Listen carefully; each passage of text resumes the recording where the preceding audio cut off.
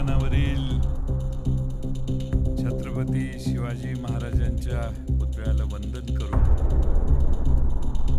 आणि हाकेच्या अंतरावर असणाऱ्या भारतीय घटनेचे शिल्पकार डॉक्टर आंबेडकर यांच्या चैत्यभूमीच्या स्मारकाचं स्मरण करून आणि तिथून पुढं श्री सिद्धिविनायकाला नमन करून मी आपल्या सर्वांचे या शिवशक्ती सभेचं स्वागत करतो आणि या निमित्ताने उपस्थित असणारे आपल्या सर्वांचे नेते उद्धव बाळासाहेब ठाकरे आणि राजजी ठाकरे, आमचे ज्येष्ठ मित्र संजय राऊत साहेब, आणि मगाशी उद्धवजी आपण थोडे उशीर आला, पण एक अतिशय उत्तम भाषण मी आजपर्यंत कधी ऐकलं नव्हतं. एवढं सुंदर भाषण आदित्यजींचं मी आज ऐकलं. या मुंबईची नस काय आहे, मुंबईला काय हवं आहे आणि मुंबईला काय आपण देणार आहे, हे ज्या नेत्याला ओळ आणि ओळ, कोपरा आणि कोपरा माहीत आहे असे आदित्य ठाकरे मी मगाशी बघितले. उद्धवजी, महाराष्ट्राची जबाबदारी तुमच्यावर आहे, पण आता मुंबईची जबाबदारी आदित्यांच्यावर सोडून आपण मोकळे व्हायला हरकत नाही. एवढी आदित्य ठाकरेंच्या मध्ये या मुंबईचा प्रश्न सोडवण्याची जिद्द आज निर्माण झालेली आहे. मुंबईत स्वर्गीय आदरणीय बाळासाहेब ठाकरे साहेबांनी शब्द दिला आणि त्या शब्दामुळं ही मुंबई मराठी माणसांची आहे, मराठी वासियांची आहे, ही भावना पूर्ण देशभर पसरली. त्याचं एकमेव कारण स्वर्गीय बाळासाहेब ठाकरे. ते होते म्हणून या मुंबईमध्ये मराठी माणूस स्वाभिमानानं ठामपणानं उभा राहिला. हे आजही महाराष्ट्रात कुणीही विसरता कामा नये. खरं म्हणजे मागचं पोस्टर बघून मला मनापासून आनंद होतोय. त्या दोघांनी बघितलं की नाही मला माहित नाही, पण हे मागचं पोस्टर बघून मला आनंद होतोय की भावकी एक झाली. मी कालपासून मुंबईतल्या अनेक प्रभागामध्ये फिरलो.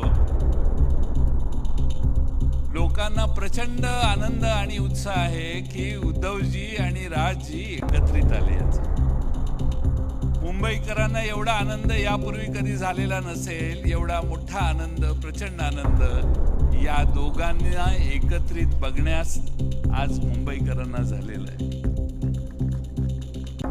आज इथं सगळं शिवतीर्थ भरलेलं आहे, पण महाराष्ट्रातल्या कानाकोपऱ्यातला माणूस टेलिव्हिजनवर बघतोय की हे दोन भाऊ एकत्रित आले, त्याचा मुंबईत आणि महाराष्ट्राच्या राजकारणावर काय परिणाम होणार.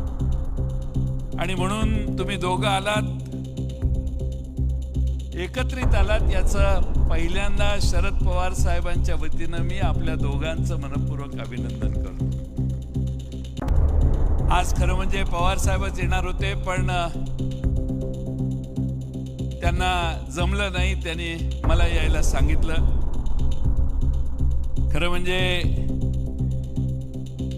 इथं बोलत असताना नेहमी हिंदू हृदय सम्राट बाळासाहेब ठाकरेंचं भाषण आम्ही टेलिव्हिजनवर बघायचो. तेच मैदान आहे, तीच शिवसेना आहे, मात्र शत्रू वेगळा आहे. काही गद्दार आहेत तर काही दिल्लीतील सत्तेचे गुलाम आहेत. आणि मला खात्री आहे की मुंबईकर या सगळ्यांना खड्यासारखं बाजूला ठेवल्याशिवाय राहणार नाही. खरं म्हणजे फार वर्षापूर्वी 19 जून 1966 याच शिवतीर्थावर शिवसेनेची स्थापना झाली त्यावेळी इथल्या एका कट्ट्यावर माझे नेते आदरणीय शरद पवार साहेब यांनी त्यांची पहिली सभा कट्ट्यावर बसून भाषण त्यांचं ऐकलेलं होतं. दोघांचे संबंध अतिशय जिव्हाळ्याचे कायमचे राहिले. वेगळ्या पक्षात जरी असले तरी मुंबईकरांच्या हितासाठी, मराठी माणसाच्या हितासाठी बाळासाहेब ठाकरे साहेबांचं नेतृत्व आवश्यक आहे, ही भावना महाराष्ट्रामध्ये पवार साहेबांनी कायम बाळगली, हे या ठिकाणी मुद्दामून नम्रपणाने मी नमूद करेन. आणि म्हणून हे मैदान नुसतं मैदान नाहीये, हे मैदान स्वाभिमानाचं मैदान आहे, आपल्या अभिमानाचं मैदान आहे आणि भावनेची नाळ जोडणारं हे मैदान आहे. आणि म्हणून याच मैदानावर ज्यावेळी शरद पवार साहेबांनी राष्ट्रवादीची स्थापना केली त्यावेळी त्यांनी देखील सुरुवात पक्षाच्या स्थापनेची याच मैदानावरून केली. बोलण्यासारखे अनेक विषय आहेत, पण या दोघांचं भाषण आपण ऐकायला आलेला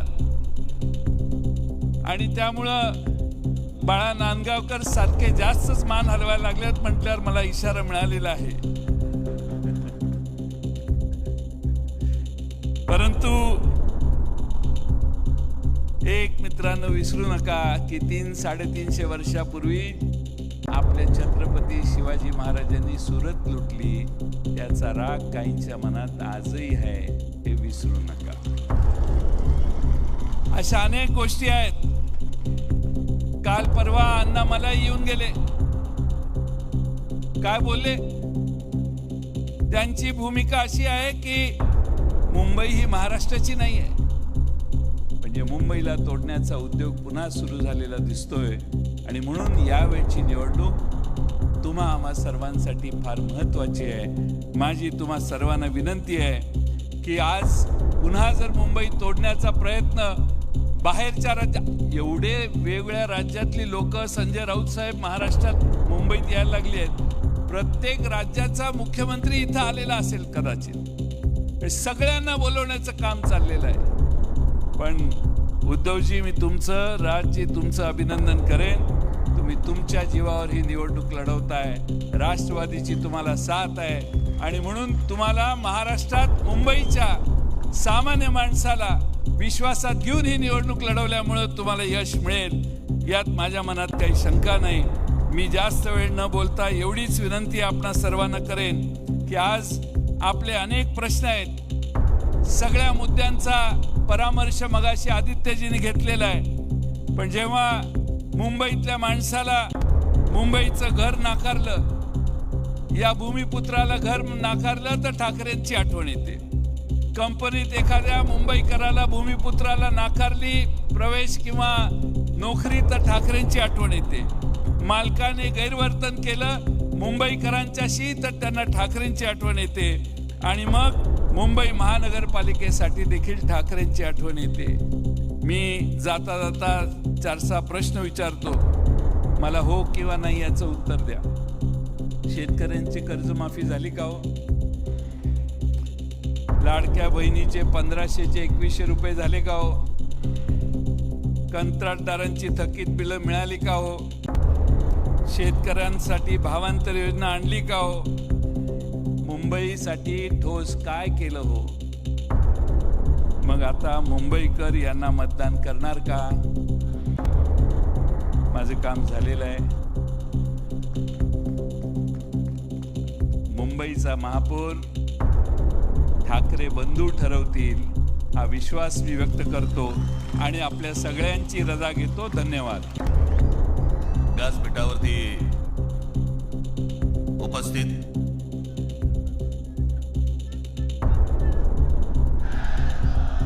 शिवसेनेचे पक्षप्रमुख उद्धव ठाकरे,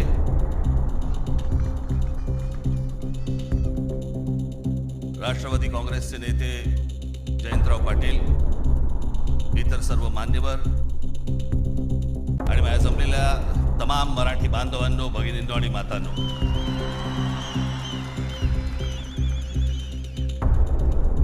खरं तर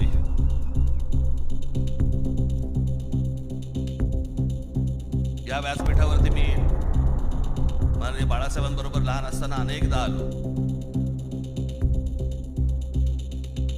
शिवसेना पक्षाची स्थापनाच या शिवतीर्थावरती झाली. त्यावेळेला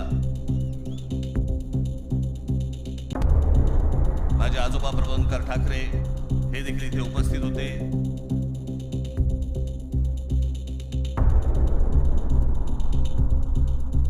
माझे वडील श्रीकांत ठाकरे हे देखील उपस्थित होते.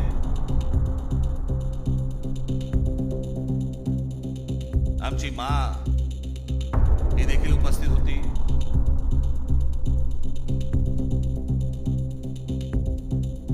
खरं आज या क्षणाला हे दोन भाऊ एकत्र आल्यानंतर आम्ही आज माझे आजोबा प्रबोधनकर ठाकरे, माननीय बाळासाहेब ठाकरे, माझे वडील श्रीकांत ठाकरे आणि आमच्या माँ आज खरं तर इथे हजर असायला पाहिजे होते. हे सगळं चित्र पुन्हा एकदा मराठी बांधवांसाठी, मराठी माणसांसाठी, मुंबईसाठी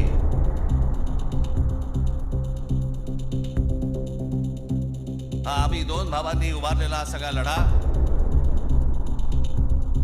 इथे नसले तरी वरून पाहत असतील.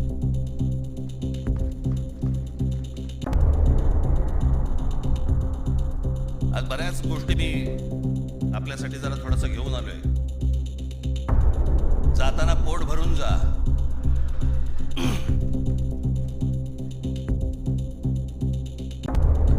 अनेक सामाजिक संस्था आहेत, मराठीवरती काम करणारे आहेत, अनेक लोक आहेत ज्या लोकांनी अनेक दिवस आवाज उठवला या सगळ्या विषयात. मी सर्वप्रथम त्यांचे मी आभार मानतो. दीपक पवार आहेत, त्यांच्याबरोबरचे अनेक सहकारी आहेत, त्यांचे आभार मानतो. अनेक टेलिव्हिजन चॅनलचे आणि वर्तमानपत्रांचे संपादक आहेत, पत्रकार आहेत, त्यांनी गेले काही दिवस जी आम्हाला साथ दिली त्याबद्दल त्यांचेही मी मनापासून आभार मानतो.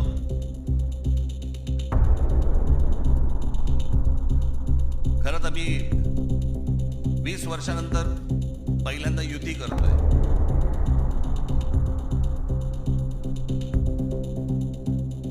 आणि त्याच्यामुळे अनेक या युतीच्या सगळ्या अख्ख्या प्रोसेसमध्ये अनेक लोकांना तिकीटं दिली गेली, अनेक लोकांना तिकीटं नाही देता आली, अनेक जण नाराज झाले, जे जवळचे होते, सहकारी होते. काही जणांना वाटलं दुसऱ्या पक्षात जावं, काही नाराज झाले, काही रागावले, काही गोष्टी झाल्या, होतात. त्याला काय, आमच्या पण हातात काही गोष्टी नसतात. पण त्यांना दुखवणं हा काही आमचा हेतू नव्हता. पण तरी मी त्या सर्वांची, जर दुःखी झाले असतील, नाराज झाले असतील, त्या सर्वांची मी दिलगिरी व्यक्त करतो.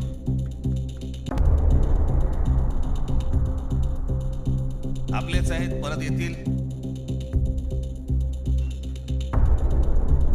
कारण जे आता आहेत तेच कुठे जातील माहित नाही. त्याच्यामुळे ते गेलेले आहेत ते येतीलच परत.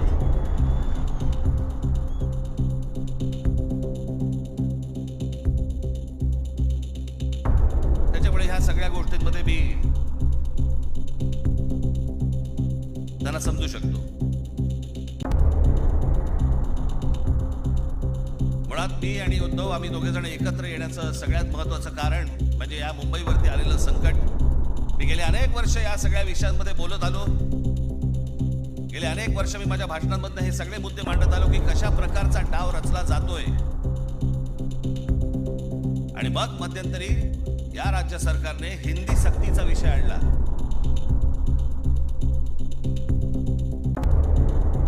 आणि त्यावेळेला मग मीही कडाडलो, उद्धवही कडाडला.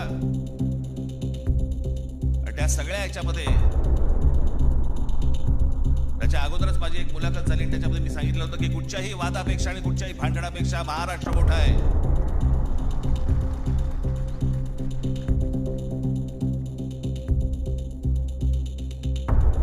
आणि मग तिकडनं या सगळ्या गोष्टींची सुरुवात झाली. पण ते हिंदी सक्तीचा जो विषय होता तो फक्त तुम्हाला चाचपडून बघण्याचा होता.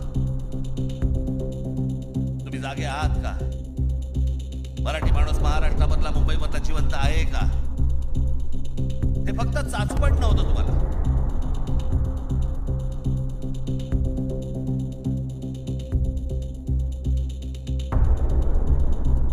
2024 याच्यानंतर या विधानसभा निवडणुकांनंतर या सरकारला काय फेफराला माहित नाही, जे हवं वाटेल ते मनाला काय जे हवं ते करायला लागले. आली कुठून हिंमत?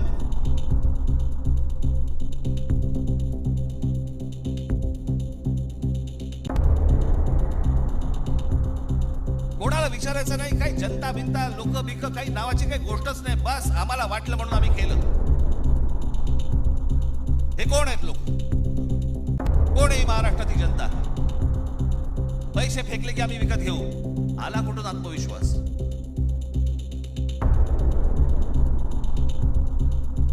इतकी वर्ष मी आता राजकारण बघतोय. काँग्रेसची लोक सत्तेवरती होती, अनेक लोक सत्तेवरती होते, परंतु ते लोकांना घाबरून असायचे, जनतेला घाबरून असायचे.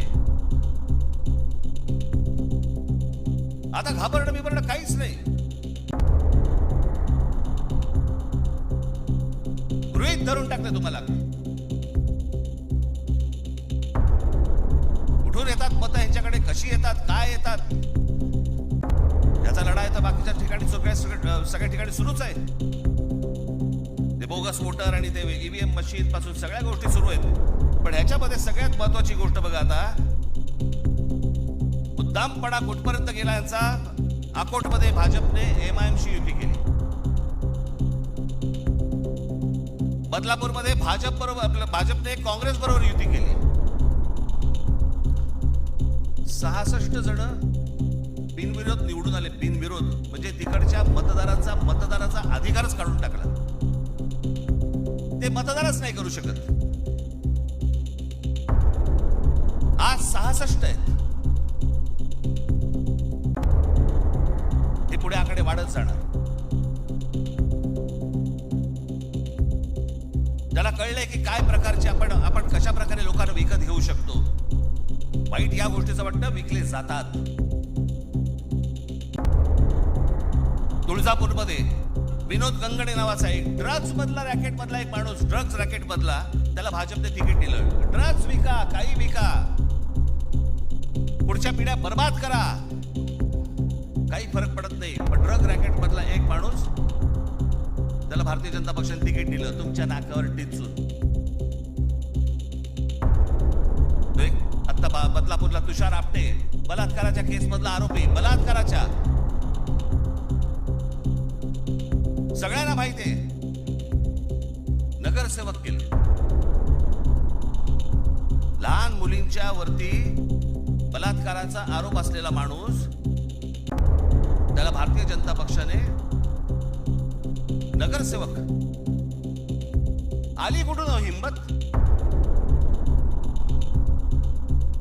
ज्यावेळेला वेडावाकड्या पद्धतीने ज्यावेळेला निवडणुका जिंकण्याचं यंत्र किंवा तंत्र ते ज्यावेळेला हस्तगत होतं ना, त्याच वेळेला हा उद्दामपणा येतो.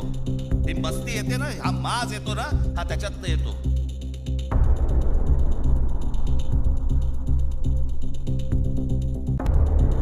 अख्खी मुंबई विकायला काढली, अख्खा महाराष्ट्र विकायला काढला, अख्खा देश विकायला काढला.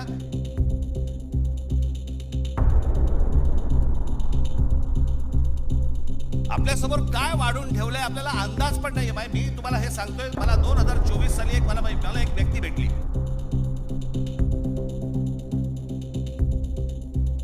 लोकसभेच्या निवडणुका झाल्यानंतरची गोष्ट सांगतोय. आणि त्यांनी मला जी माहिती दिली, आणि ती माहिती दिल्यानंतर माझे सगळे लोक, माझे काय रिसर्च टीम सगळी जी काही कामाला लागली, ते जे काही झालंय ते आज मी तुम्हाला इथे दाखवणार आहे.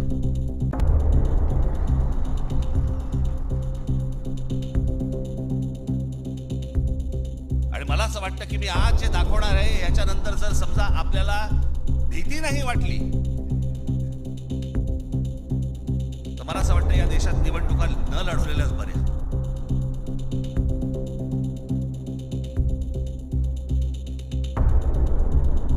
म्हणजे आता साधी गोष्ट, तुम्ही फक्त तुम्हाला 2014 नरेंद्र मोदी पंतप्रधान झाले त्या वेळेला, हे मला आता 24च्या नंतर आता हे पुढे सगळं समजायला लागलं. या गेल्या वर्षी 24 नंतर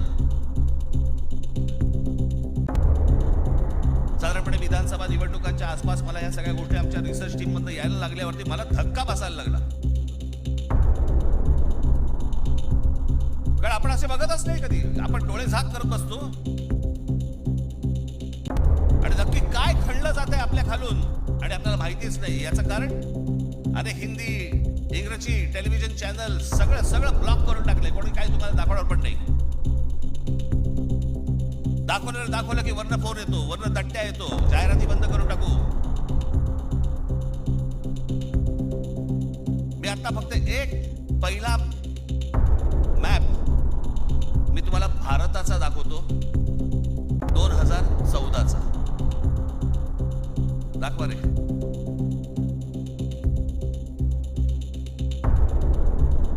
हा आहे 2014चा गौतम अडानी यांचे प्रोजेक्ट्स किती होते हे तुम्हाला दाखवणार आहे. 2014ला पंतप्रधान नरेंद्र मोदी पंतप्रधान व्हायच्या अगोदर गौतम अडानी कुठे होते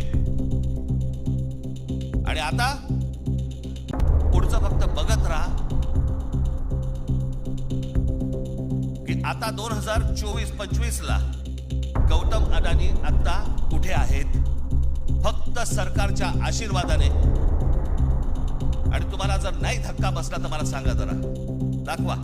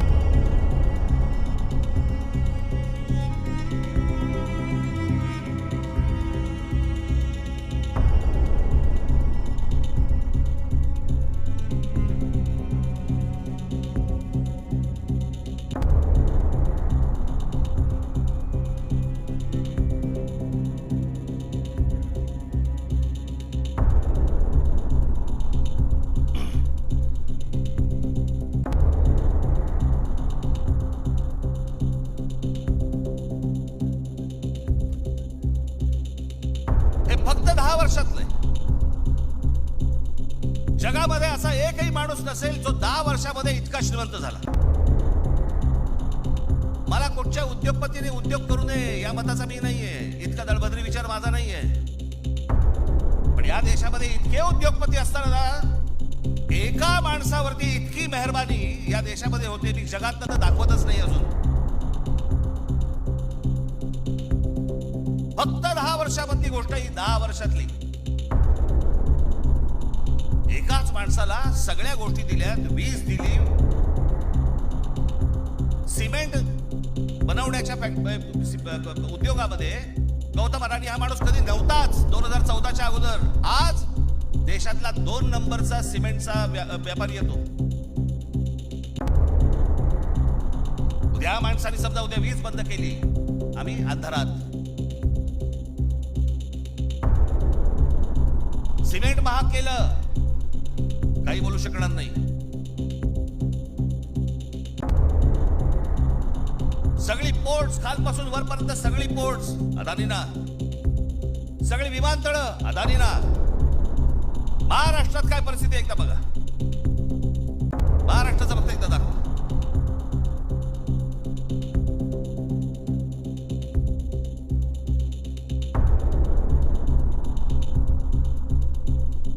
महाराष्ट्रामध्ये फक्त एका ठिकाणी 2014ला फक्त गौतम अडाणी एका ठिकाणी आहेत उद्योग. 2025ला बघा,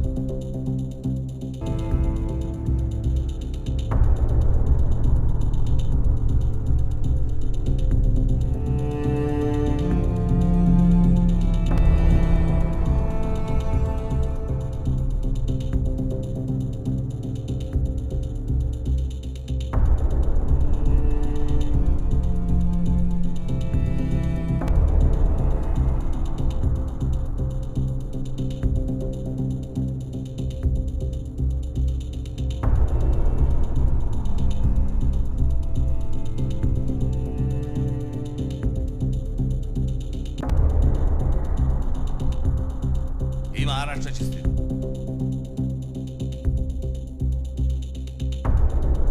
आणि मी जे सतत सांगतो ना, हा जो MMR रिजन मुंबई, या मुंबईवरती मी आता फक्त तुम्हाला वाचून दाखवणार आहे. या फक्त MMR रिजन मध्ये काय फक्त केलंय तेवढं फक्त बघून घ्या. मुंबई महानगर क्षेत्रात अदानी 29 जून 2018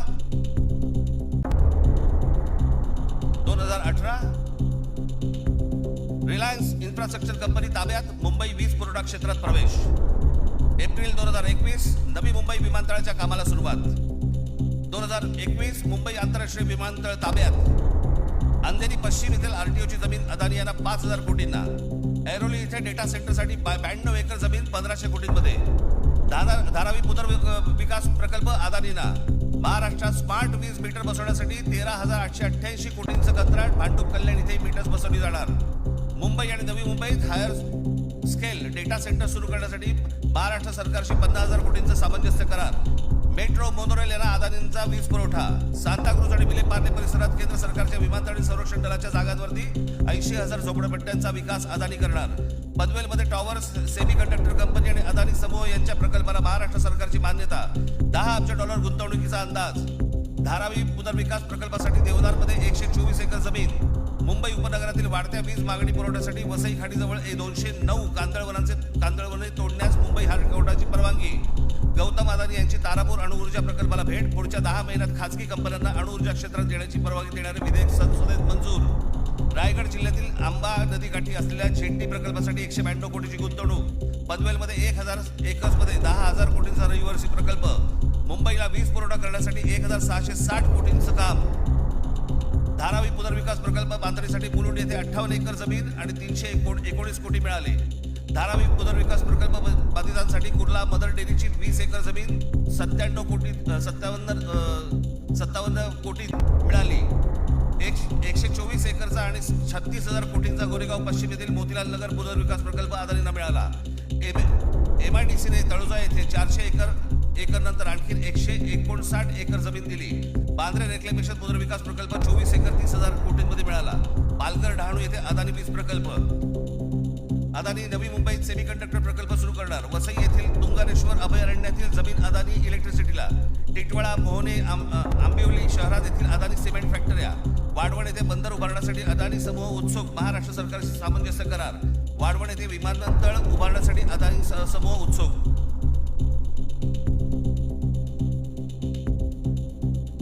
हे मी तुम्हाला सांगतोय ना, हे कशा प्रकारे तुम्हाला आवडलं जातंय याचा काही आपल्याला अंदाज, आपल्याला कळतंय हे काय चाललंय.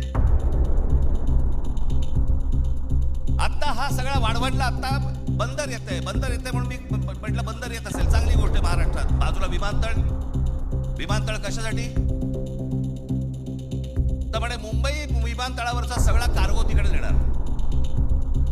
आणि नवी मुंबई विमानतळ जे बांधलंय इथून इंटरनॅशनल आणि डोमेस्टिक या आपल्याकडच्या इकडच्या विमानतळावरनं छत्रपती शिवाजी महाराज आंतरराष्ट्रीय विमानतळावरनं डोमेस्टिक आणि इंटरनॅशनल नवी मुंबईला नेणार.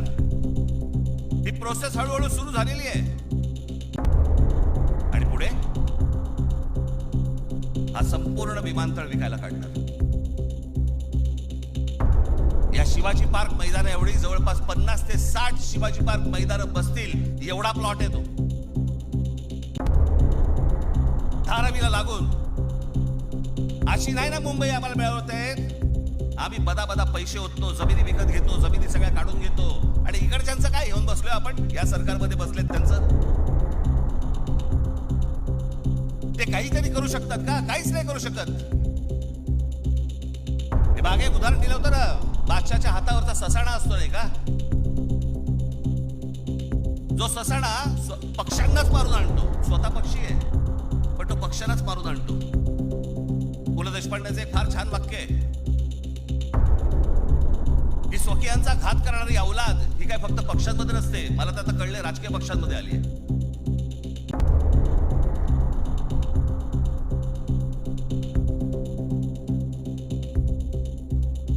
डोक्यात गेली सत्ता, डोक्यात. हा जो भूगोल आहे ना, हा भूगोल नीट समजून घ्या. हे वाढवण बंदरापासून तिकडे वरती जे आहे ना त्याला लगेच लागून गुजरात आहे. यांचं पहिल्यापासूनचं डोक्यामध्ये जे होतं ना की मुंबई गुजरातला घ्यायची. मग मुंबई गुजरातला घ्यायची असेल तर काय करायला लागेल? पालघर जिल्हा ताब्यात घ्यायला लागेल, ठाणे जिल्ह्याचा भाग ताब्यात घ्यायला लागेल, या MMR रिजनचा भाग ताब्यात घ्यायला लागेल, तर मुंबईपर्यंत पोहोचता येईल. माणसं पहिली बदा तिकडे टाका, त्यांचे मतदारसंघ फोडा, मराठी माणसांना फोडा, हे मतदारसंघ ताब्यात घ्या आणि त्याच्यानंतर सांगा अरे खासदार तर आमचाच, आमदार तर आमचाच, नगरसेवक पण आमचाच, महानगरपालिकाही आमच्या हातात. हे सगळं करून मुंबई गुजरातला कशी जोडता येईल याच्यासाठीचे हे सगळे लॉंग टर्म प्लॅन सगळे सुरू आहेत. आणि आम्ही भेसावत, आमच्यामध्ये जातीपातीमध्ये भांडणं लावली जात आहेत. हा मराठा, हा ओबीसी, हा अजून कोणी. एकदा मुंबई हातात तर गेली ना बाबांनो.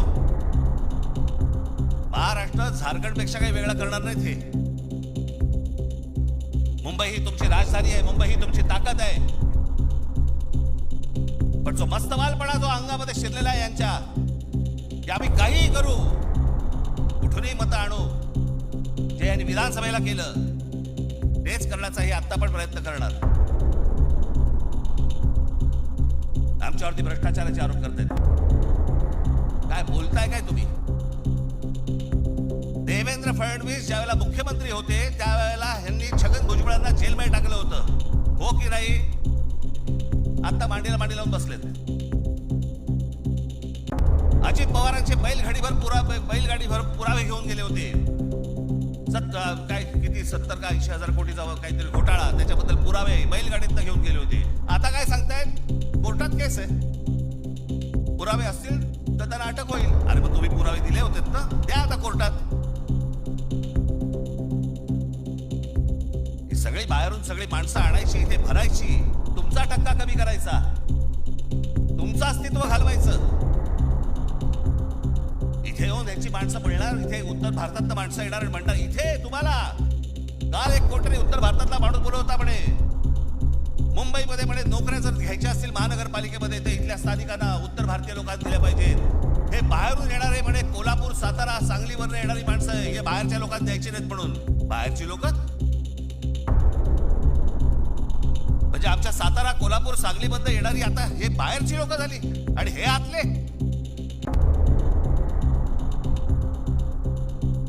कृपाशंकर सिंग सारखा माणूस यांचा नेता भारतीय जनता पक्षाचा, तो म्हणतो काय उत्तर भारतीय महापौर करू. त्यांची हिंमत कशी होते हो बोलायची? आपण जाऊन बोलू शकतो का तिकडे?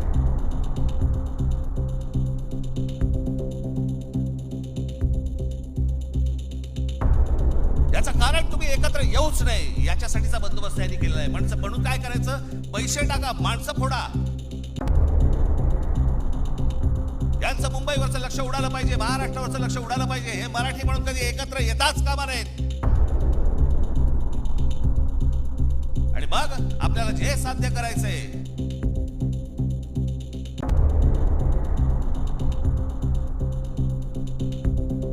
जी लोक येत आहेत ती लोक तुमच्यावरती उड्या मारतायत, वाटेल ते बोलतायत तुम्हाला.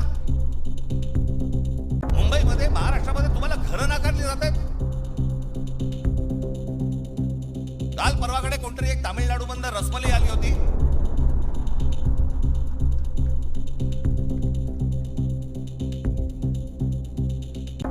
तो सांगतो मुंबईचा आणि म्हणजे महाराष्ट्राचा संबंध काय? भडव्या तुझाच काय संबंध आहे इथे याचा?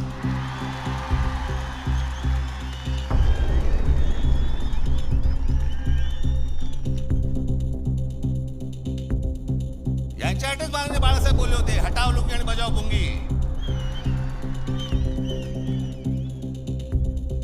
अनेक दाक्षिणात्य इथे राहत आहेत, अनेक जैन मारवाडी इथे राहत आहेत, आनंदाने राहत आहेत. पण कसं भडकवलं जाते बघा तुम्हाला कबुतरांच्या नावाने. कबूतर राहिली बाजूला, पण हे सत्ताधारी जे फडफडत आहेत ना, हा त्यांचा प्रश्न आहे. काल परवाची गोष्ट, इथे मुंबईमध्ये जैन मराठी वादावरती पडदा टाकण्यासाठी म्हणून एक बैठक झाली. ती बातमी फक्त नवाकाळला आली. त्यांचे कुठे एक जैन मुनी निलेश चंद्र आहेत, निलेश चंद्र बघा. ते जैन मुली निलेश चंद्र काय सांगतायत? तर कबुतरे खाणे आणि मांसावरून मराठी जैन समाजात पेटलेला वाद मिटवण्याची जबाबदारी मुख्यमंत्री देवेंद्र फडणवीस यांची, ज्यांनी भाजपा मंत्री मंगल प्रभात लोढा यांना दिली.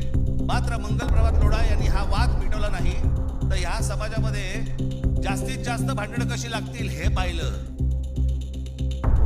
म्हणजे मराठी माणसापासून गुजराती बाजूला करायचे, आता ही लुंगी अंडी इकडनं तामिळ बाजूला करायचे, अजून कोणतरी युपी मधनं बोलवायचा, त्याच्यात अजून ते बाजूला करायचे. तुम्हाला या महाराष्ट्रामध्ये, मुंबईमध्ये एकट्यात पाडायचं. एकटे असलो तरी काफी होत.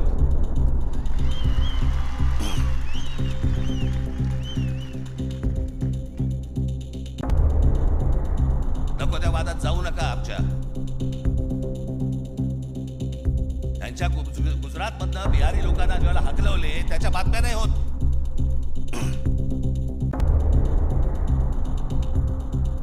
ज्याने बिहारी लोकांना तिकडनं हकलवलं, जवळपास 10 का 20 हजार लोकांना हकलवून दिले बिहार मधनं, भारतीय जनता पक्षाने त्याला तिकीट दिलं, निवडणुकीचं तिकीट दिलं. आणि हे वाद फक्त तुमच्यासाठी, आमच्यासाठी इथे फक्त करून ठेवतायत.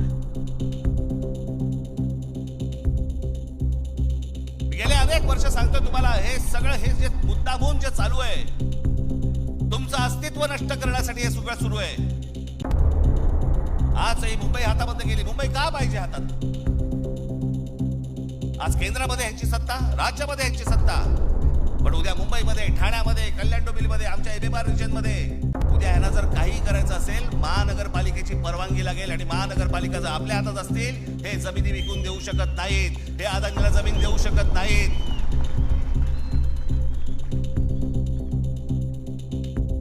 ही गोष्ट ते करूच शकत नाहीत. हा धोका काय होता ना बाबांनो, मी फक्त वेळ कमी आहे, परंतु मी आपल्याला एक धोका, हा किती वर्षांपूर्वी आमच्या बाबासाहेब आंबेडकरांनी, आमच्या बाबासाहेबांनी मांडलेला तुम्हाला फक्त एक गोष्ट वाचून दाखवतो, जी मी 2008 ला वाचून दाखवली होती. बाबासाहेबांनी काय त्यावेळेला मांडलं होतं हे तुम्हाला आज कळेल. मी काय सांगतोय तुम्हाला ते. उत्तर प्रदेश आणि बिहार यांच्यासारखी राज्य निर्माण करून हे बघा, हे पुस्तक आहे भाषिक राज्य पुनर्रचना मीमांसा. आपल्याला कुठे मिळालं तर आपण जरूर वाचा.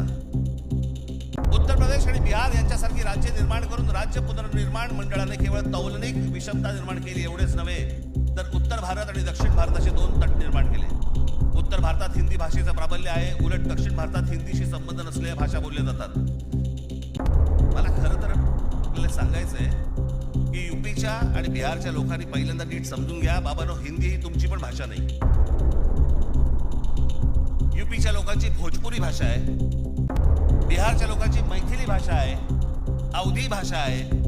हिंदी भाषा तुमची पण नाहीये. माझा कुठच्या भाषेवर राग नाही, परंतु तुम्ही आमच्यावरती लादणार असाल तर लाथच मारू. हिंदी भाषिकांची संख्या किती मोठी आहे याची बहुतेक कोणाला दखल नाही. भारताच्या एकूण लोकसंख्येच्या 48% लोकसंख्या ही हिंदी भाषिक म्हणजे त्या भागाची आहे. माझ्याकडे घटना निर्मितीचे काम होते त्यावेळी एक गुपित घटना मी नमूद करू इच्छितो. अर्थात गुपित भंगाचा आरोप माझ्यावरती येणार नाही अशी अपेक्षा आहे. काँग्रेस पक्षाच्या एका बैठकीतील हे गुपित आहे. हिंदी ही राष्ट्रभाषा म्हणून स्वीकारण्यासंबंधी ही चर्चा होती. घटनेचे 115वे कलम राष्ट्रभाषेसंबंधी आहे. या कलमावरती जेवढी गरमागरम चर्चा व्हायला झाली तेवढी इतर कोणत्याही कलमावरती झाली नाही. प्रदीर्घ चर्चेनंतर हे कलम मातास टाकले आणि काय आश्चर्य, 78 विरुद्ध 78 असे मतदान झाले. कुठलाच निर्णय घेणे शक्य झाले नाही. या वस्तुस्थितीमुळे दक्षिण भारताचा उत्तर भारतावरती किती कटाक्ष आहे हे तुमच्या लक्षात येईल. उत्तर भारत संलग्न झाला आणि दक्षिण भारत विच्छिन्न राहिला आणि राजकारणात हिंदी व उत्तर भारताचे वर्चस्व असेच चालू राहिले तर परस्पर द्वेषभाव निर्माण झाला नाही तरच नवल. केंद्रीय सरकारात एका राज्याला दुसऱ्या राज्यावरती अशा आगंतुकपणे वर्चस्व चालू देणे धोक्याचे आहे.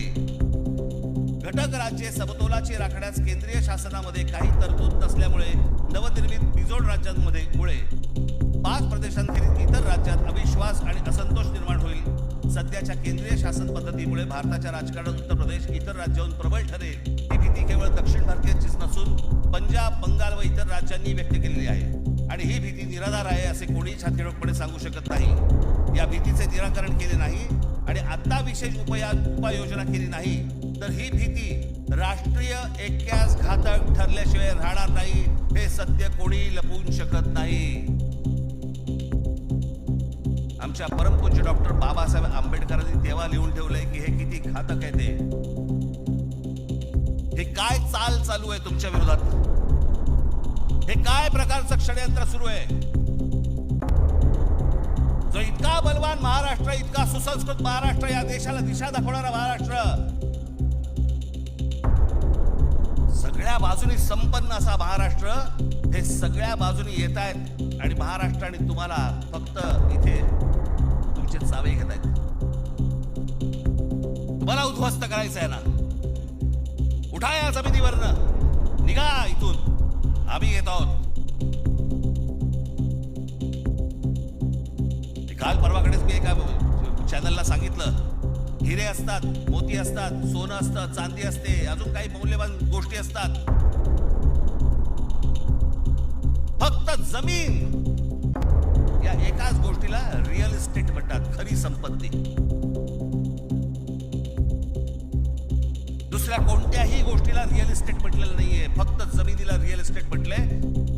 कारण ती तुमची संपत्ती आहे. तुमच्या पायाखालची जमीन आणि तुमची भाषा ही मेली की तुमचं अस्तित्व संपलं, तुम्ही कोणी नाही आहात.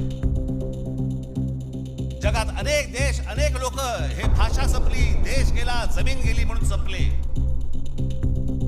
हाच डाव त्यांचा आहे. वेगवेगळ्या मार्गाने येत आहेत आणि वेगवेगळ्या मार्गाने तुमच्यावरती आक्रमण करतायत आणि तुम्हाला सांगतायत निघून जाईल ना. संयुक्त महाराष्ट्राच्या वेळेला देखील विरोध करणारे या मुंबई मधले अनेक धनिकच होते, गुजराती होते पण धनिक होते.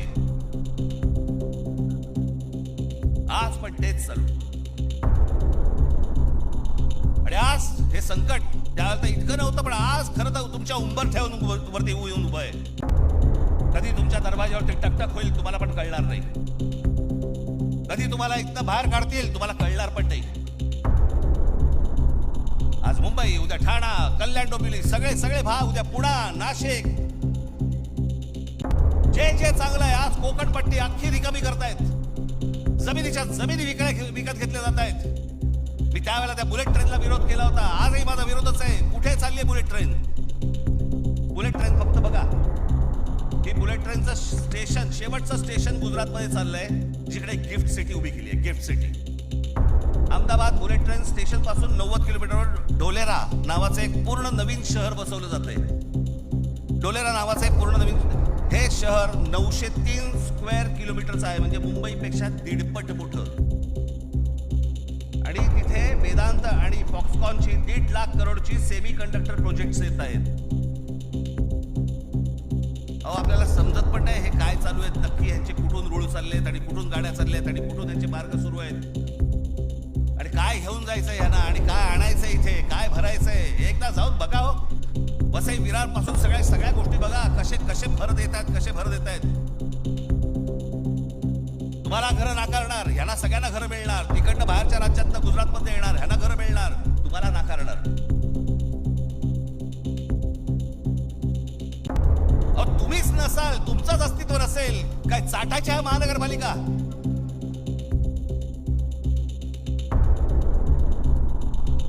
काय उपयोग आहे या गोष्टींचा? आम्ही भले आमच्या वचननाम्यामध्ये सांगितलेल्या अनेक गोष्टी आहेत, त्या उत्तम करू, उत्तम शहर करू, चांगल्या गोष्टी करू. मला असं वाटतं उद्धव ठाकरे आपल्या भाषणामध्ये या गोष्टी सांगतीलच. अरे पण तुम्ही असायला पाहिजेत ना त्याच्यासाठी. तुमची काय किंमत करून ठेवली आहे लोकांनी? कोण महाराष्ट्रामधला मराठी माणूस पैसे फेकले की विकला जातो? ही आपली किंमत. आणि ही बोली लावणारे कोण? आमचेच. दुसऱ्यांच्या हातावरती बसून त्यांचा उद्देश साध्य करण्यासाठी आमचे लोक हे आमच्या लोकांना फोडतायत. काय दुर्दैव आहे बोला. या अशा परिस्थितीमध्ये ही आजची निवडणूक होते. ही मराठी माणसासाठी शेवटची निवडणूक आहे. आज जर चुकलात, कायमचे मुकलात म्हणून समजा. आज जर तुमच्या हातात ही शहरं गेली, त्यांच्या हातामध्ये गेली, उद्या राजानं मारलं आणि पावसानं झोडलं, तक्रार कोणाकडे करायची? आज इतर राजकीय पक्षांमधले पण जे मराठी लोक आहेत, माझं त्यांनाही आव्हान आहे, सोडा ते सगळं. या मराठी माणसासाठी एक व्हा, या मुंबईसाठी एक व्हा, या महाराष्ट्रासाठी एक व्हा.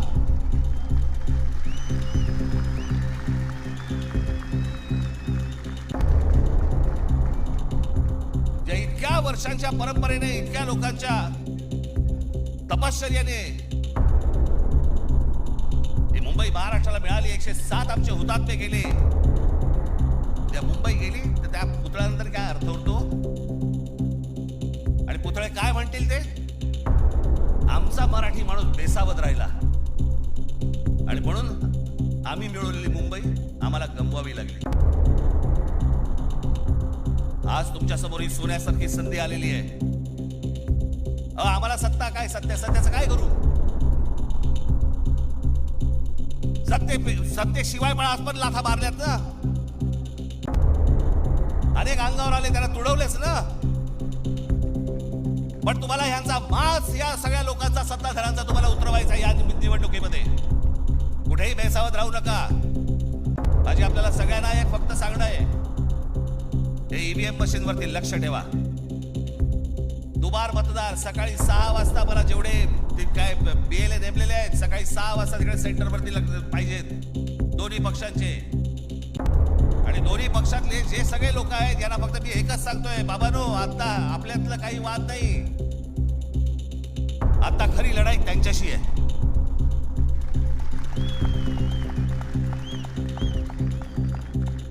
आपण भांडत राहावं हेच त्यांना पाहिजे. त्यांना जे हवं ते आपण नाही द्यायचंय, आपल्याला जे हवं तेच आपण केलं पाहिजे. आणि म्हणून तिकडे आपल्याला जाता एवढंच सांगेन की सतर्क राहा, बेसावध राहू नका. आणि जर दुबार मतदार जर तिकडे आला, सकाळी 7 वाजता फोडून काढा.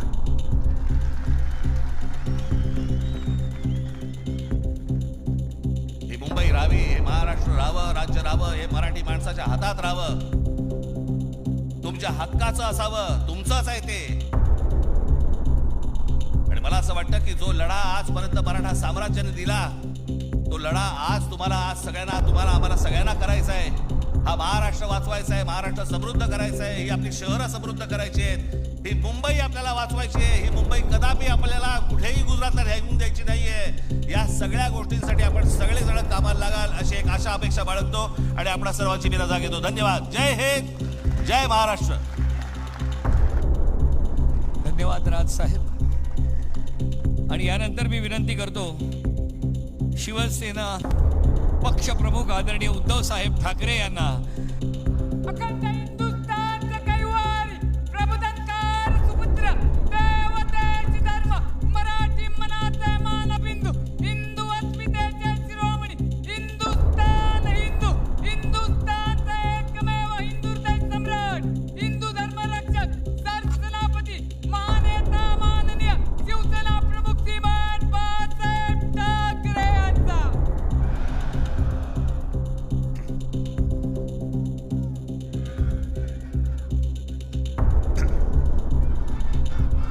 महाराष्ट्र नवनिर्माण सेनेचे अध्यक्ष राज ठाकरे, राष्ट्रवादी काँग्रेसचे नेते आणि आमचे मित्र जयंतराव, व्यासपीठावरील सर्व जे उद्या मुंबईचं रक्षण करणार आहेत ते भावी नगरसेवक आणि तिन्ही पक्षाचे मान्यवर नेते आणि जमलेल्या माझ्या तमाम हिंदू बांधवांनो, भगिनीनो आणि मातांनो,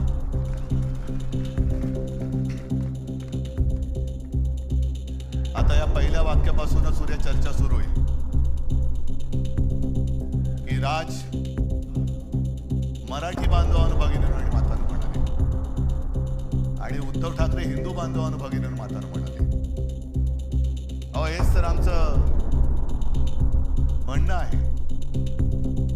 कारण मुंबई महानगरपालिकेची निवडणूक सुरुवात कोणी केली, महापौर कोण होणार त्यांनी सुरुवात केली आणि आम्ही म्हणतो मराठी महापौर होणार, ते म्हणतात हिंदू महापौर होणार. मग देवेंद्र फडणवीस हिंदू आहेत की नाही हा पहिला माझा त्यांना प्रश्न आहे. जरा तपासून बघा, काय तपासायचं असेल तर. नाही म्हणजे डोकं वगैरे काय बर्थ सर्टिफिकेट वगैरे असं मी म्हणतोय. आम्ही अस्सल मराठी बोलणारे देशभक्त हिंदू आहोत आणि राजने आज अप्रतिम मांडणी केली. राज, तू जे सांगितलं की पोट भरून जेवण तुम्हाला देणार आहे, आता एवढं पोट भरल्यानंतर किंवा पोट तिडकीने त्यांनी सांगितल्यानंतर पोटाला तड लागून उपयोग नाही, डोक्यात तिडीक गेली पाहिजे. आणि ती जर जाणार नसेल तर मग छत्रपती शिवाजी महाराज की जय बोलण्याचा आपल्याला अधिकार नाही, जय भवानी जय शिवाजी बोलण्याचा आपल्याला अधिकार नाही. आणि आजच्या सभेचं हे वैशिष्ट्य आहे. जसं आपल्या सगळ्यांच्या मनात आजपर्यंतचा शिवसेनेचा इतिहास माहिती आहे, तसंच मला ती पहिली सभा मलाही आठवते. मी इथे खालीच माच्या मांडीवरती बसून ती सभा बघितली होती. समोर आजोबा होते, बाळासाहेब होते, श्रीकांतजी होते. काय बोलणं ऐकायला येत होतं, पण कशासाठी नेमकं काय चाललंय, मराठी माणसावरती अन्याय होतं म्हणजे नेमकं काय होतंय हे कळण्याचं वय नव्हतं. आणि आज या सगळ्या गोष्टीची जाणीव होते. काय योगायोग आहे की त्यावेळेला मी इथे समोर बसलो होतो, आज आमच्या खांद्यावरती धुरा आलेली. आज सगळ्यांना कळलं असेल की ठाकरे बंधू एकत्र का आले. आणि जयंतराव, भावकी एक झालेली, आता गावकी पण एक होते.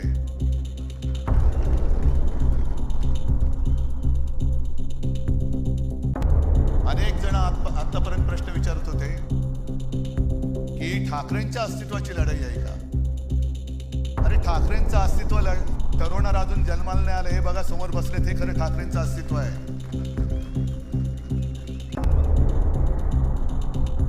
ही सगळी लाचार माकडं श्री वाघ नाही बोलू शकत.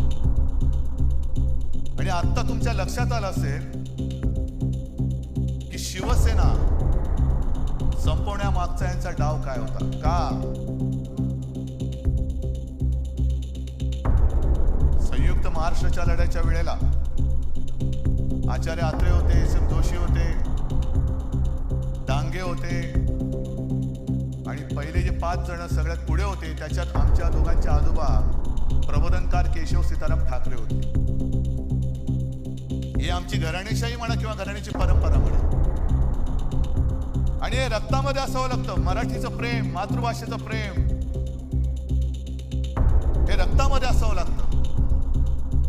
आणि आमच्या डोळ्यात देखत जर आमच्याच घराचे, राज्याचे, भाषेचे लचके तोडले जाताना आम्ही प्रबोधनकारांची नातवंड, बाळासाहेबांचा मुलगा, श्रीकांतजींचा मुलगा हे काय शेपट्या घालून घरी बसू असं या भाजपवाल्यानं वाटलं. आज जे काय राजने मांडलेलं आहे हेच तर आम्ही सांगतोय. आणि आमच्या दोघांचे शेवटी अनुभव हा सगळ्यात मोठा गुरु असतो. साहजिकच आहे मराठीसाठी एकत्र आलो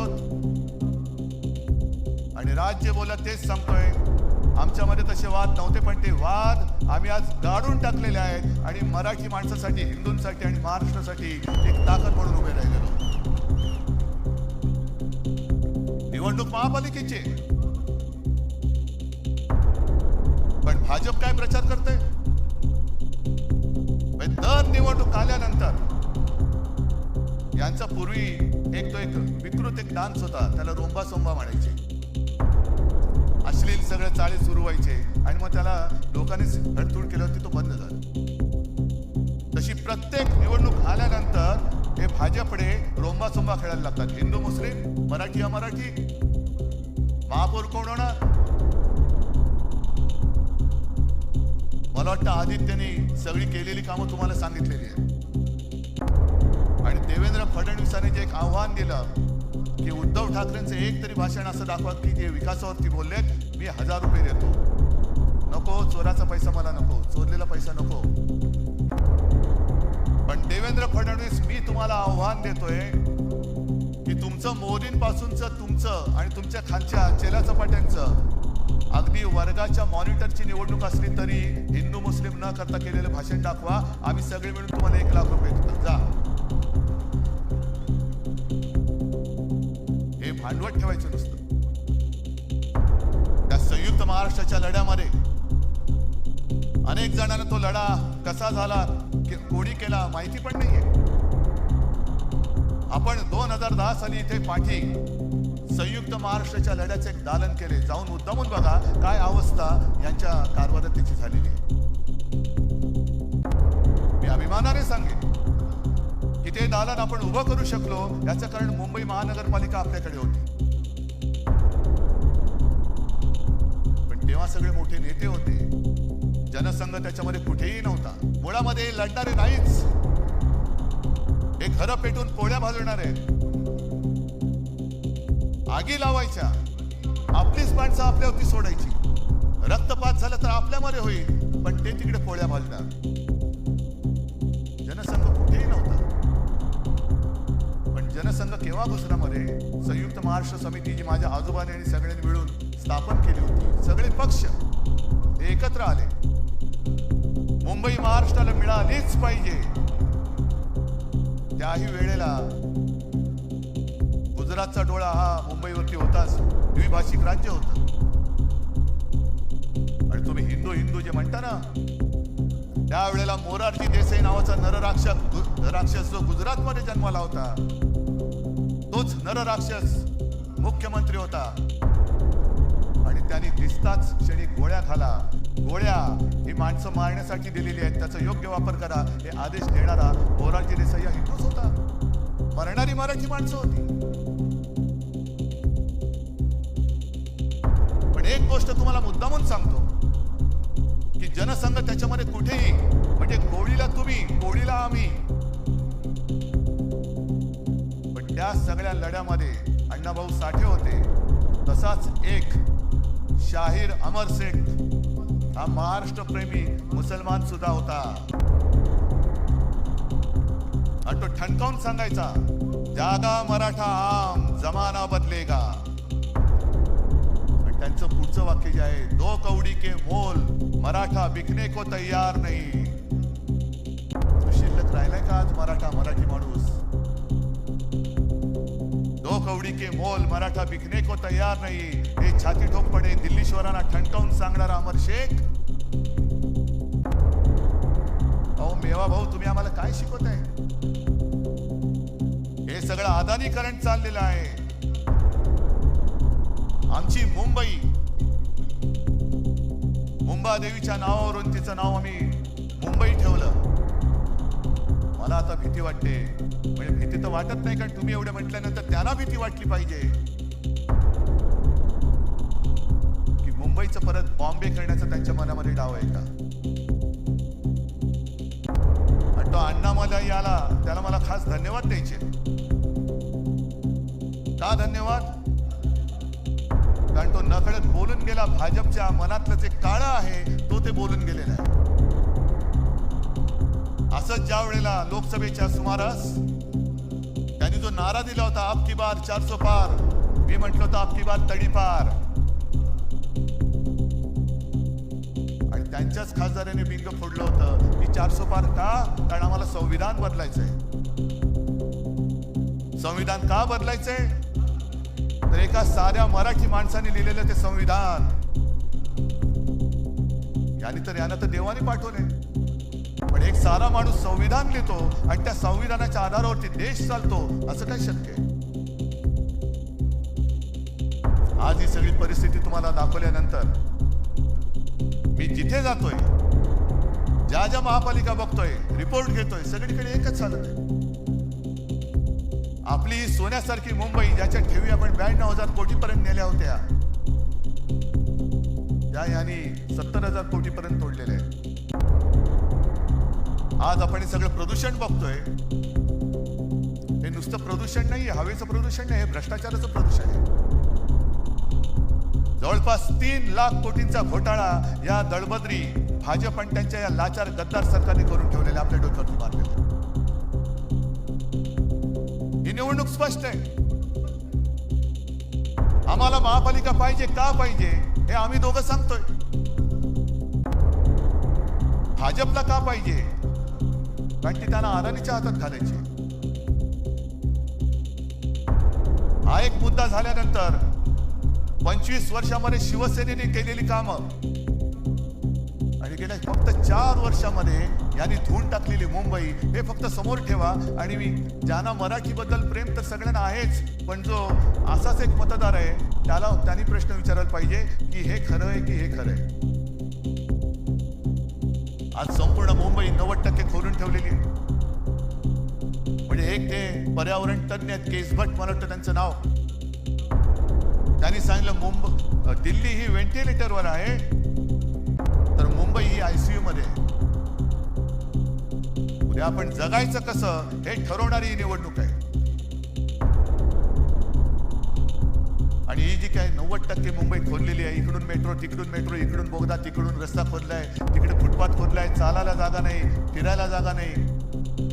संपूर्ण मुंबईमध्ये धूळ आणि सिमेंटचं साम्राज्य आहे. पण त्याच्या प्रदूषणात सुद्धा भ्रष्टाचार आहे.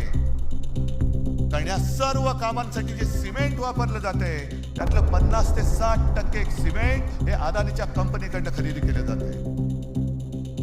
तुम्ही बसा मांडत, हिंदू मुस्लिम महापौर कोण होणार, हा होणार का तो होणार, तो होणार का हा होणार. मराठी माणसाने केवळ घाम गाळून मुंबई नाही मिळवली, तर रक्त सांडून मिळवलेली मुंबई. आणि आज ते मोठे कोणी नेते राहिलेले नाहीयेत. पण आमची घराण्याची परंपरा म्हणून, एक आमचं कर्तव्य म्हणून आम्ही तुमच्यासारख्या सगळ्या सैनिकांच्या साथीने हे आक्रमण परतवण्यासाठी उभे राहिलेलो आहोत. आमच्या सोबत येणार आहात की नाही हे ज्याचं त्यांनी ठरवायचंय. ही काही पहिली निवडणूक नाहीये. शिवसेनेला तर यावर्षी 60 वर्ष होतील.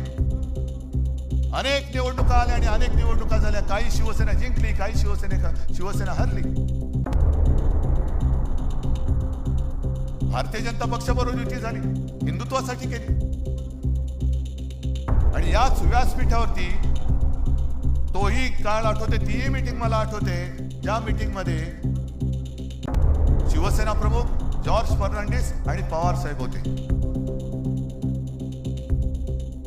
युत्या होतात, आघाड्या होतात, मतभेद होतात, लोक दूर जातात. आता नितीश कुमारचं उदाहरण बघितल्यानंतर मला भारतीय जनता पक्षाला हेच प्रश्न विचारायचे की तुम्हाला हिंदुत्ववादी असलेली शिवसेना का नको, याचं उत्तर आज आम्हाला मिळते. तुम्हाला मुफ्ती मेहबूबा मुफ्ती चालते. संघ मुक्त भारत म्हणजे संघ नको म्हणणारा नितीश कुमार चालतो. मोदींना अतिरेकी म्हणणारे चंद्रबाबू चालतात.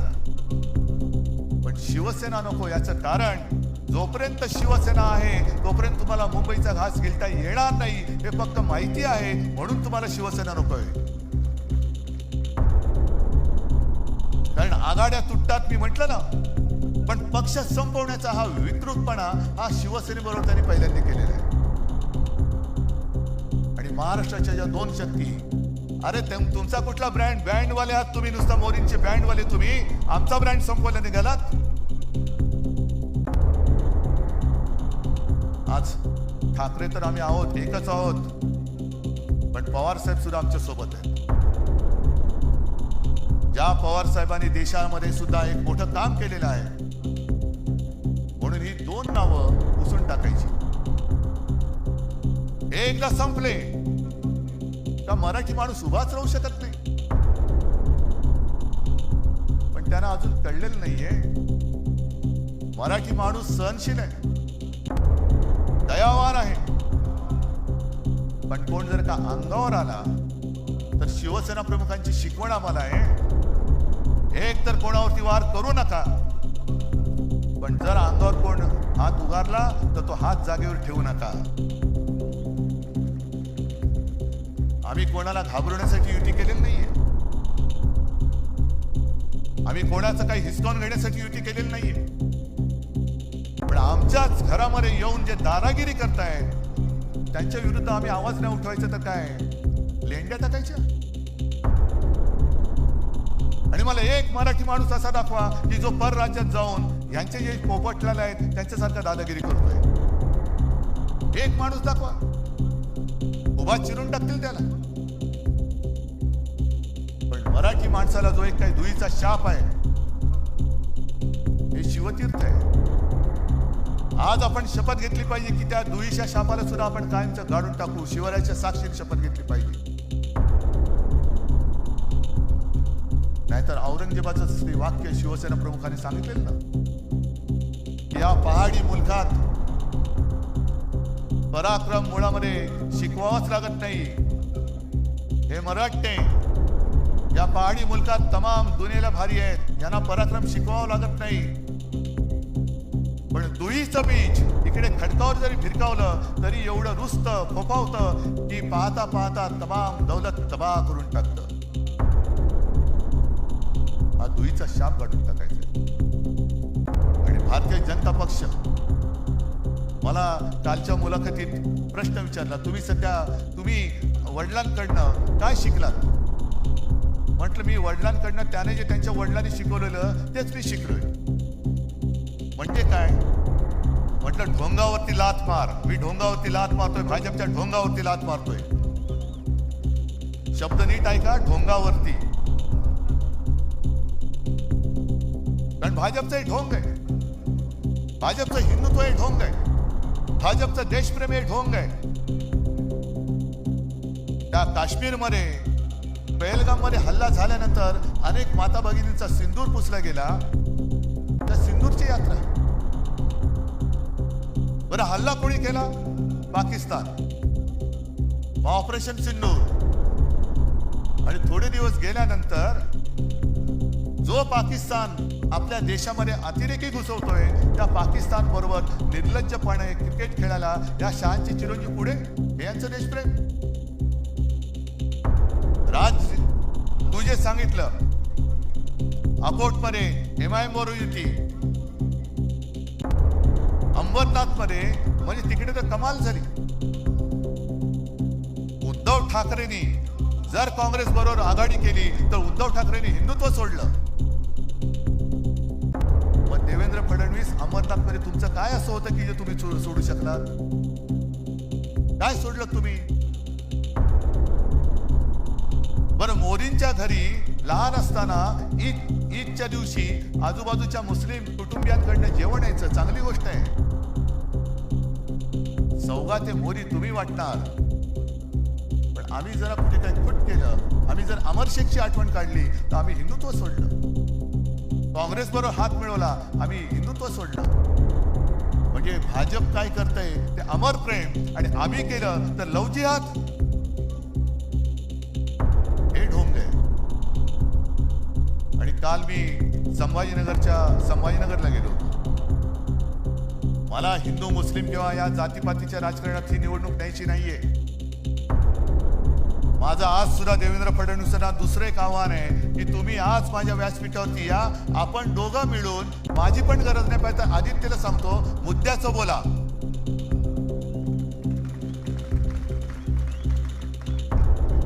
हे म्हणे शिवसेनेने मुंबईसाठी काय केलं, मराठी माणसासाठी काय केलं. मी विचारलं, कोण विचारतंय? नाही, सगळे मिंदे फिंदे एसनशी गट जे आहेत ना ते. म्हटलं या लोकांना महापालिका दाखवली ती शिवसेनेने दाखवलेली आहे. विधानसभेमध्ये पोचले, मंत्री झाले, या गद्दाराला मंत्री करण्याचं पाप हे मी केलं. हे अभिमानाने नाही, शर्मेने सांगावं लागते मला. पण जर का शिवसेना नसती तर ही विचारणारी माणसं आहेत, ही सगळी गद्दार, ही तर काय खात नाही, मराठीच आहेत ना. कोणत्या तोंडाने तुम्ही आमच्या अंगावरती येत आहे? शिवसेनेने मुंबईसाठी काय केलं ही पुस्तिका घेऊनच आलेलो आहे आम्ही. शिवसेनेने मुंबईसाठी काय केलं, पुस्तिका छोटी आहेत पण कामं मोठी आहेत. ही प्रत्येकाकडे वाटलेली आहे, प्रत्येकाकडे वाटले.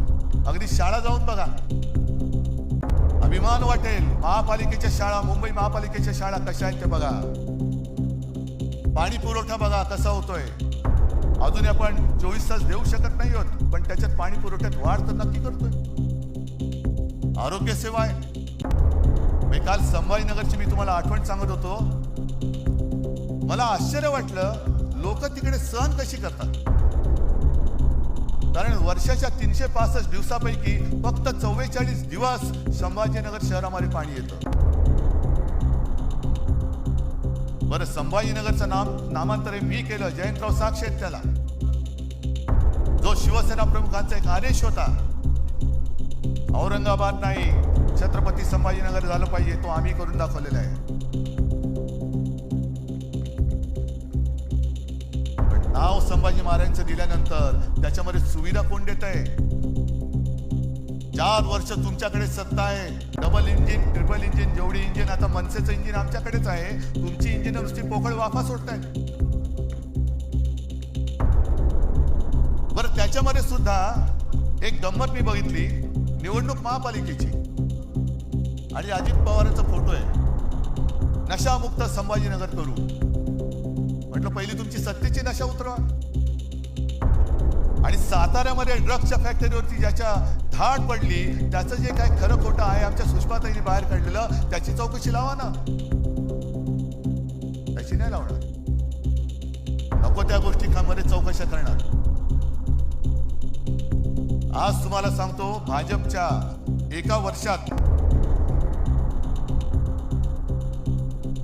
भाजपला एका वर्षामध्ये साधारणतः 3100 कोटी रुपये निधी मिळाला. 3100 कोटी. तुम्ही म्हणाल तुम्हाला काय याचं पडले सांगतो ना. आज राज्य सरकार त्यांचं आहे, केंद्र सरकार त्यांचं आहे, पण मुंबई महापालिकेला विविध करांच्या माध्यमातून जवळपास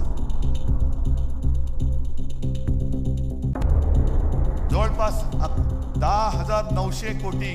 10,900 कोटी म्हणजे किती झाले? 11,000 कोटींची थकबाकी येणं बाकी आहे. यांच्या तिजोऱ्या भरतायत, माझ्या मुंबईची लुटतायत. तिकडे गणेश नाईक बॉम्ब मारतायत, नवी मुंबईची तिजोरी खाली झाली. आणि म्हणून तुम्ही मुद्द्याचं बोला. आज आम्ही जे सांगतोय की आम्ही एवढ्या मुलांना मोफत शिक्षण देतोय, 8 भाषांमध्ये विविध शाळांमधनं शिक्षण देतोय, आधुनिक तंत्रज्ञानाने मुलांना शिकवतोय. या ना, समोर या आणि एक शहर तुमच्या राज्यातलं असं दाखवा की भाजप शासित शहर आहे ते मुंबईच्या बरोबरीने येऊ शकेल. दाखवून द्या, मी काही हरायला तयार आहे. पण मुद्दे सोडून बोलायचं, आपल्याला भांडवल ठेवायचं आणि अदानीच्या थैल्या भरायच्या. तुषार आपटेचा उल्लेख जो राज तू केला, अक्षय शिंदे मारला, तुम्हाला माहिती आहे ना, एन्काउंटर केला.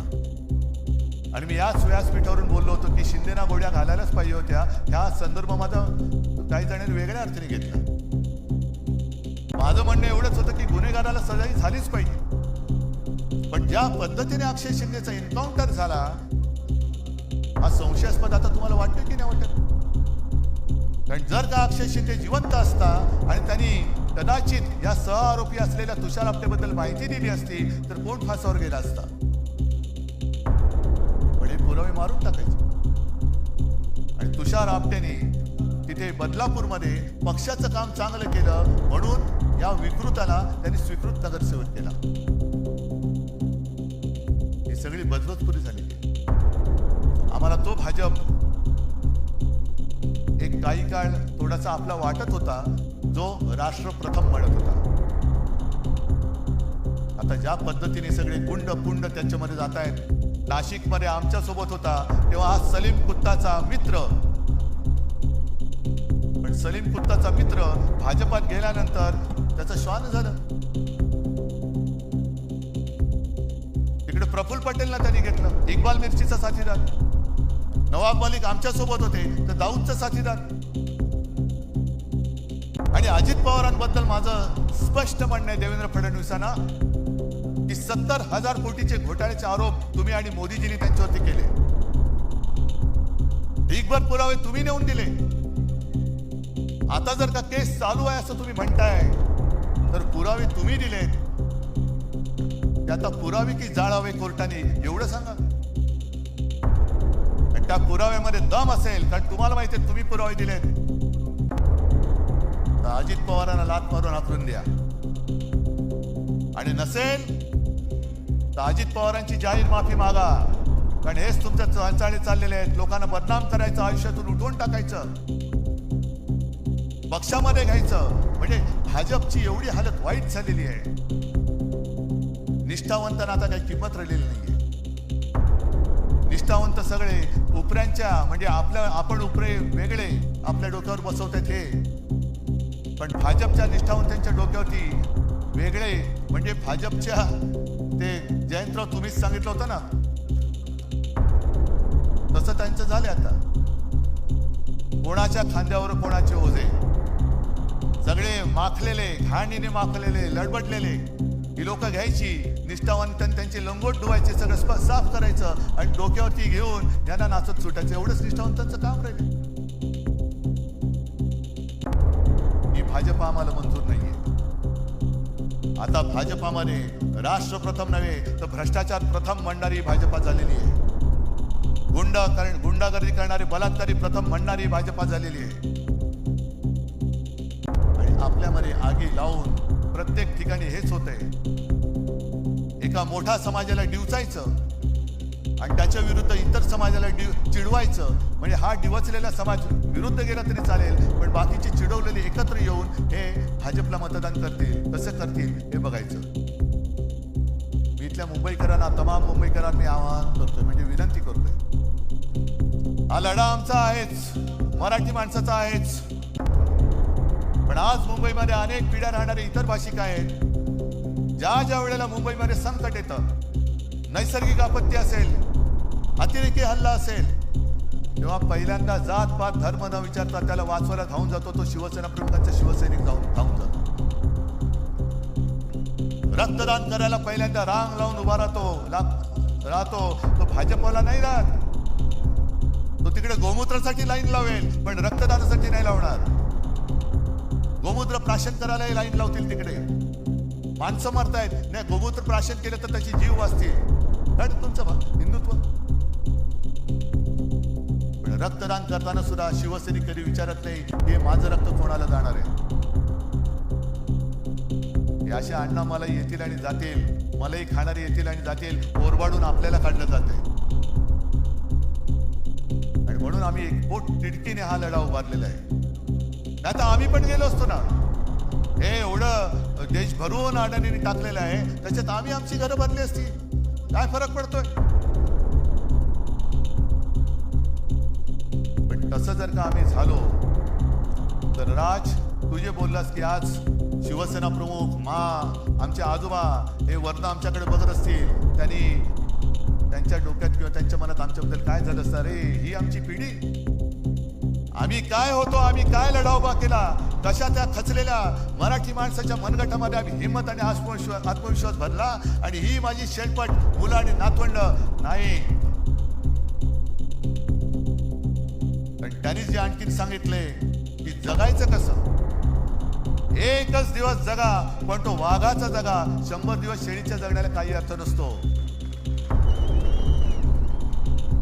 जगायचं असेल तर वाघ म्हणून जगा, आणि शेळी म्हणून जगायचं असेल तर भाजपात जा.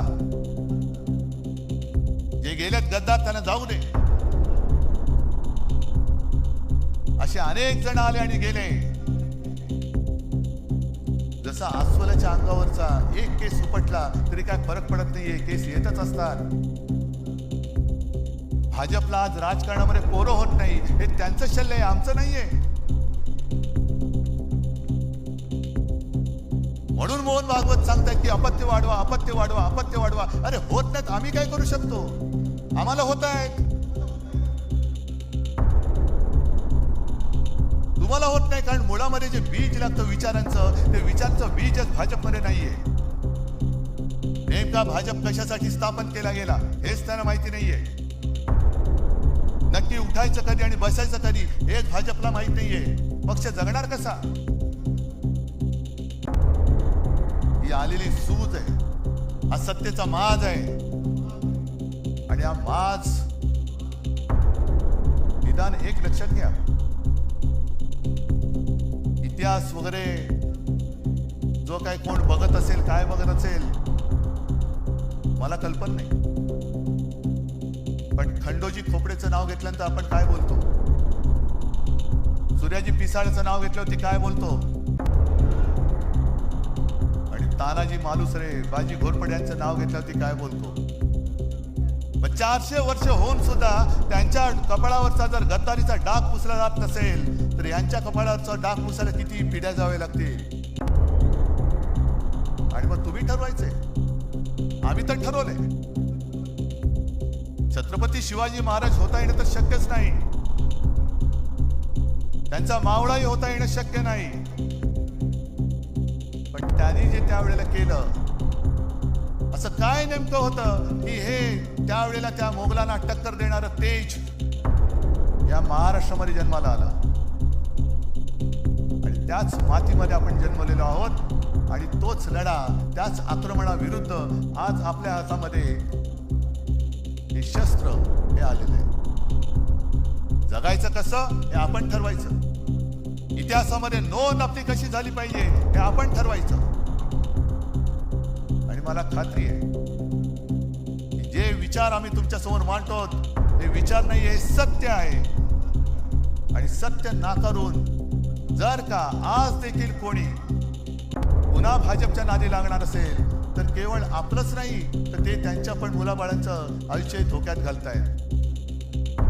आणि म्हणून एकच हात जोडून विनंती आहे, मी हात इतर कोणासमोर जोडत नाही, पण हे जे काय सैन्य आहे, हातामध्ये भगवा घेतलेलं सैन्य आहे, त्यांच्यासमोर मी हात जोडतोय.